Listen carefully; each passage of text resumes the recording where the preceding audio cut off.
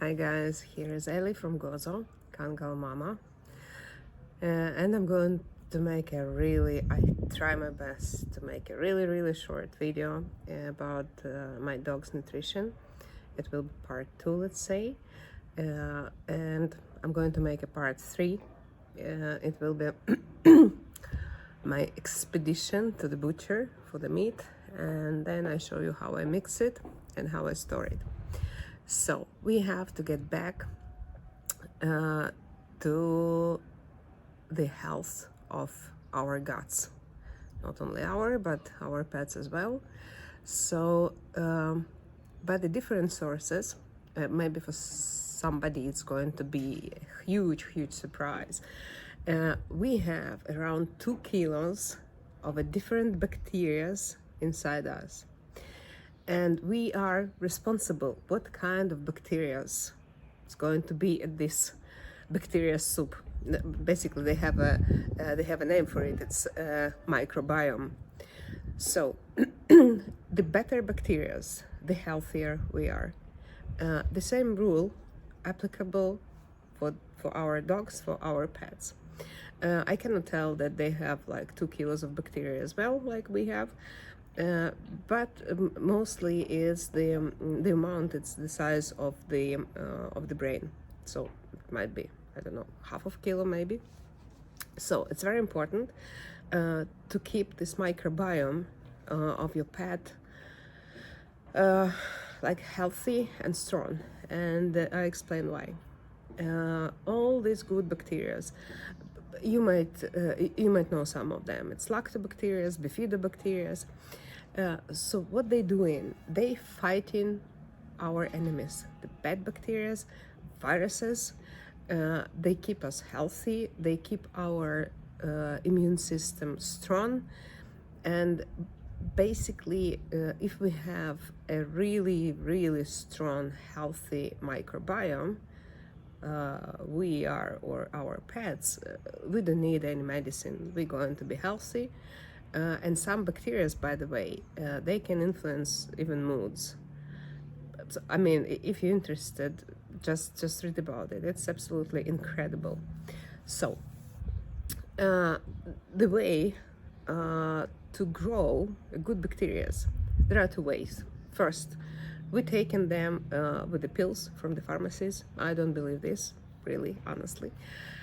Or we eating the food, or we given, okay, we are talking about our Kangals, our dogs, or we're given the food what helps to grow the good bacteria. Basically what we're doing, again, 2 ways.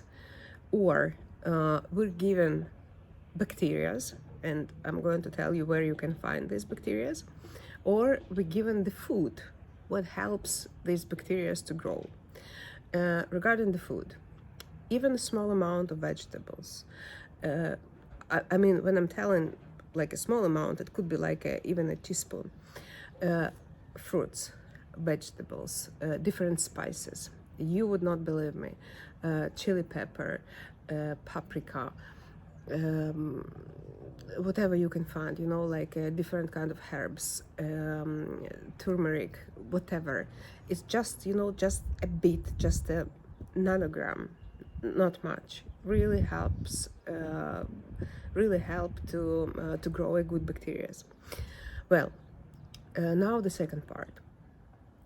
What kind of food already contains the bacteria?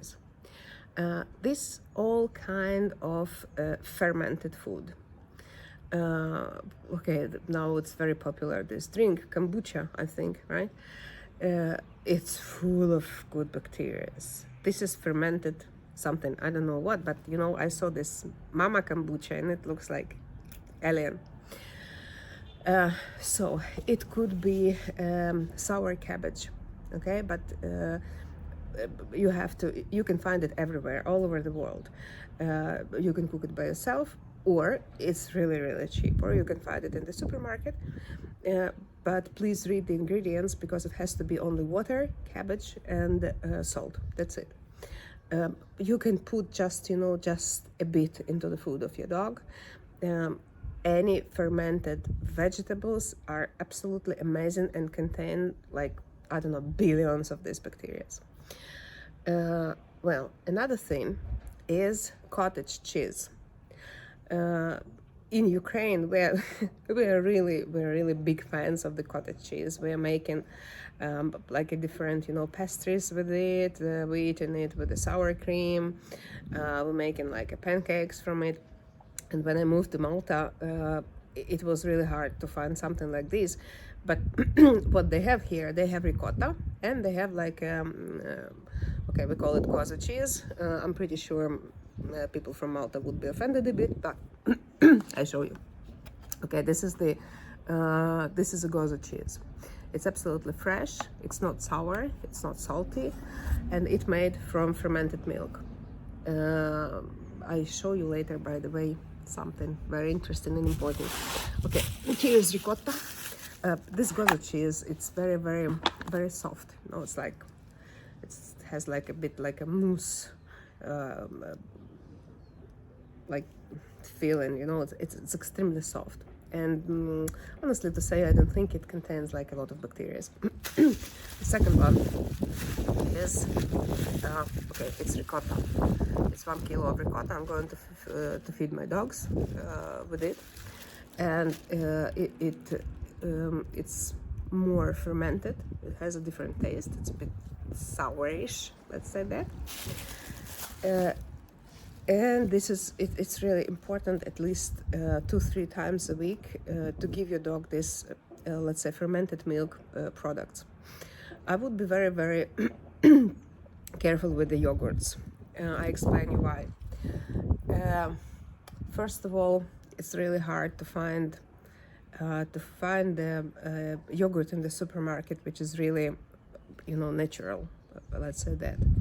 If you have these bacteria and you can make the yogurt by yourself, it would be amazing. And the second thing, we have to be very careful with the yogurts. Have no idea why. I didn't find it yet. Why we have to be careful with the yogurt? Maybe because of the level of the fat. So we are not affect, the liver and some other organs, because the yogurt basically is like contains a lot of fat.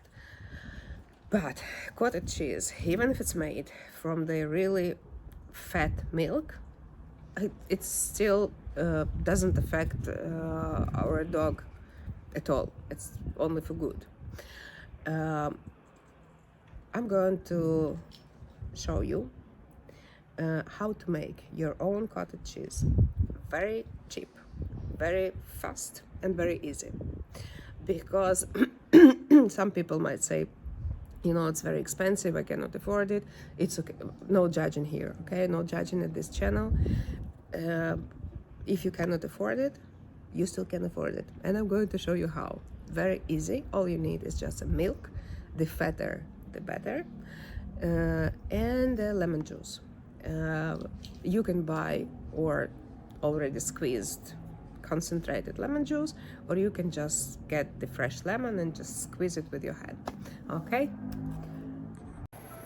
Okay guys, here's the Kangal food blogger Ellie. Kangal mama? Kangal, right? Okay. I'm going to show you in a very small amount of milk how to make a cottage cheese. A really healthy product for you, by the way, if you would like it, and especially for your pets. So here again, milk, the fatter the better. If you can find it like the 5% fat or 4% fat would be amazing. Please don't use the skimmed milk because nothing good comes from it. Okay, so you have to boil the milk. This is the lemon juice. I'm using a concentrated juice. They call it Sicilian or something. Yeah, you see, from Sicily. What I'm doing, when the milk is boiling, I pour the lemon juice on it. And here, when the magic starts. Okay, it's a pretty strange feeling, by the way. I see everything through the camera. Okay, so we give it like another 30 seconds to boil. We turn it off. and we have to let it cool. As you can see, we have milk what changed into the flakes. These flakes actually is the cottage cheese what we need. What we're doing next, we have to wait from,